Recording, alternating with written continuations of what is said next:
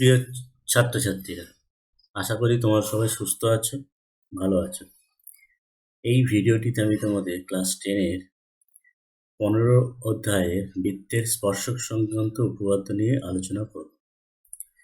তো উপপাদ্যতে যাওয়ার আগে, উপপাদ্য নিয়ে আলোচনা করার আগে বৃত্তের স্পর্শক কাকে বলে সেগুলো তোমাদের জানতে হবে। তো এখানে দেখো 3টে রেখাচিত্র আছে, 1 নম্বর, 2 নম্বর, 3 নম্বর। এই 3টে রেখাচিত্রের মধ্যে 1 নম্বর রেখাচিত্রে দেখো একটা বৃত্ত, তার অনেকটা গ্যাপ দিয়ে, বৃত্ত আর সরলরেখা এবি, তার মাঝখানে অনেকটা গ্যাপ দিয়ে একটা সরলরেখা।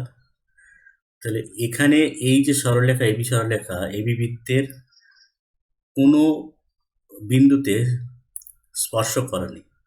তার মানে এটি, এই এবি সরলরেখাটা এবি বৃত্তের স্পর্শক নয়।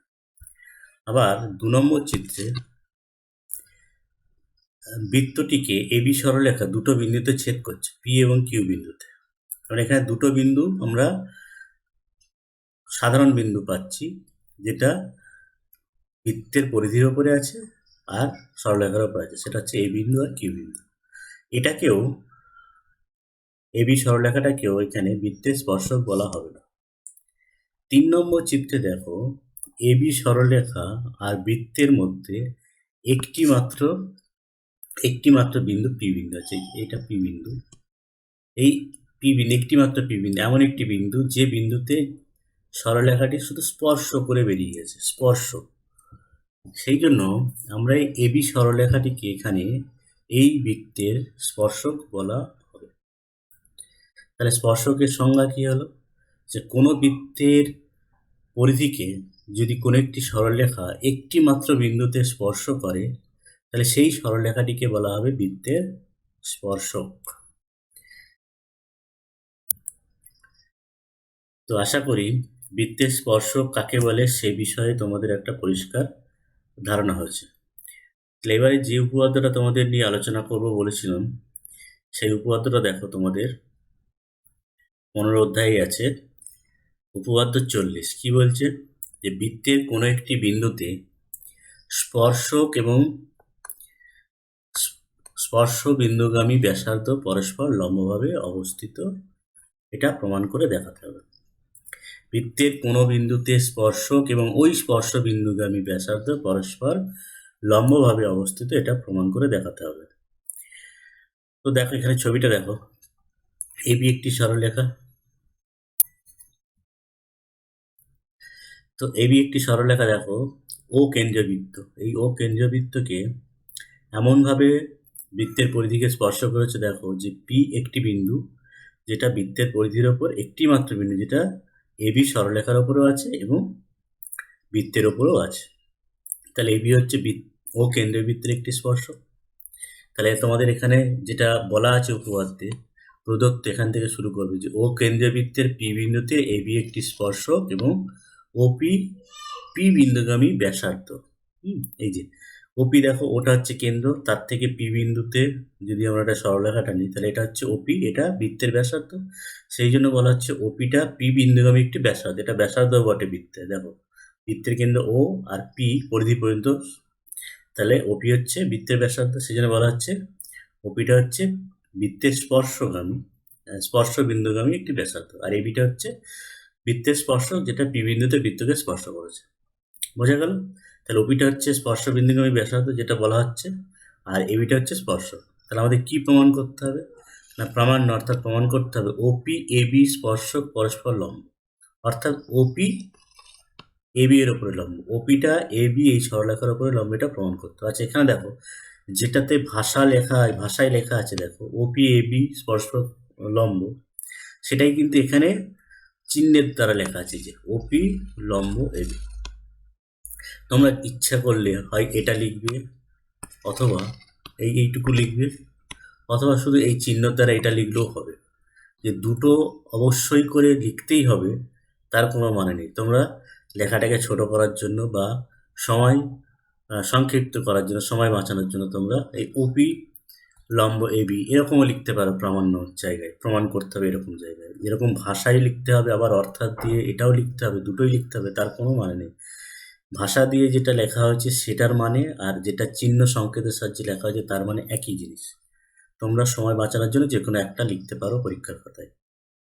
তো যাই হোক, কী প্রমাণ করতে হবে? ওপিটা এবি এর ওপর লম্ব, এটা প্রমাণ করতে হবে। অর্থাৎ এই কোণগুলো যদি আমরা 90 ডিগ্রি বলতে পারি, এই দিকের এই কোণ এ পিও কোণ, আর এদিকে এই কোণ অর্থাৎ ও পি বি কোণ বা ওপি কিউ কোণ, এই কোণ দুটো যদি আমরা 90 ডিগ্রি দেখাতে পারি তাহলে বলবো কি যে ওপিটা এবি এর ওপরে লম্ব।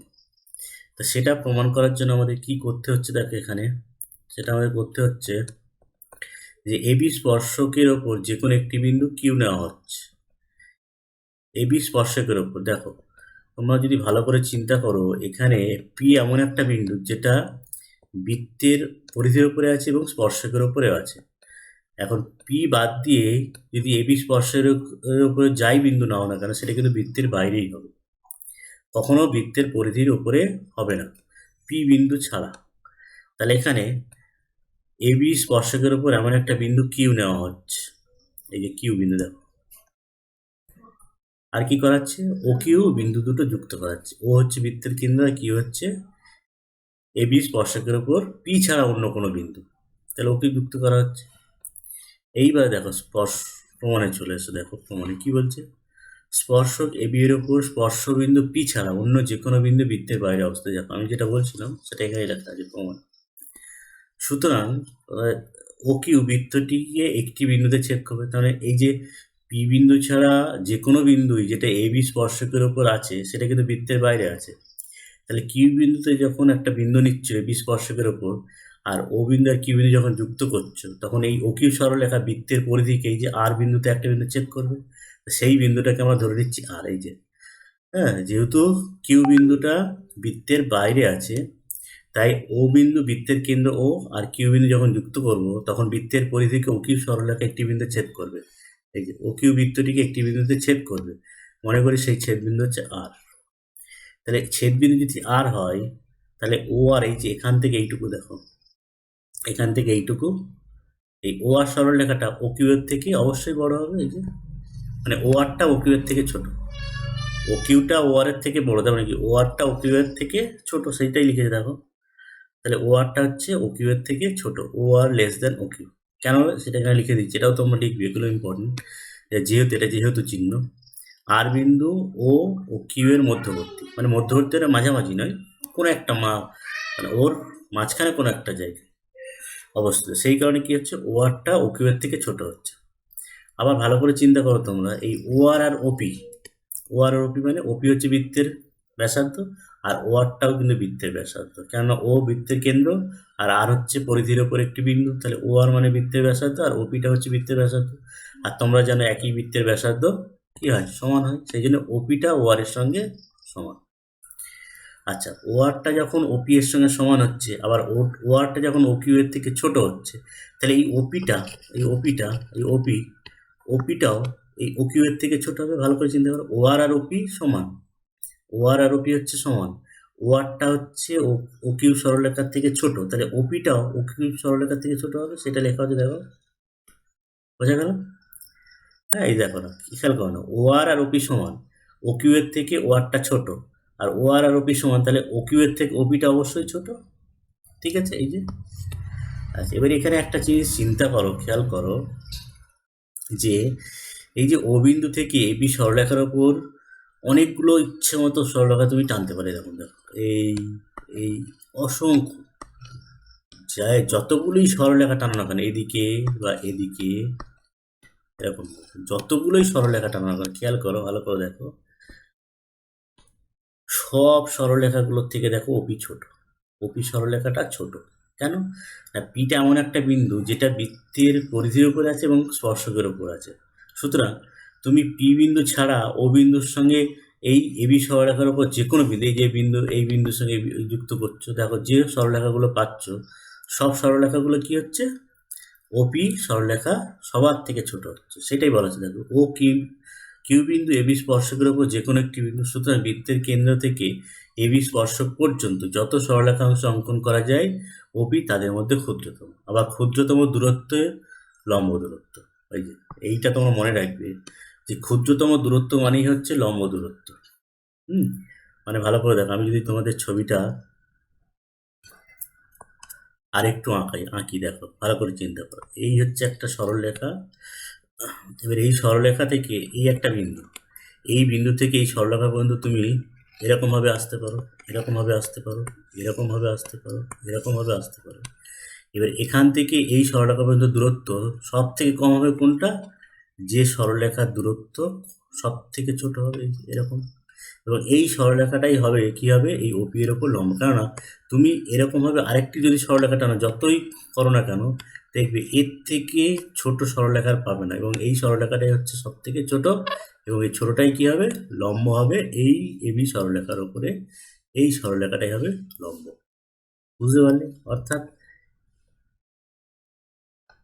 একটা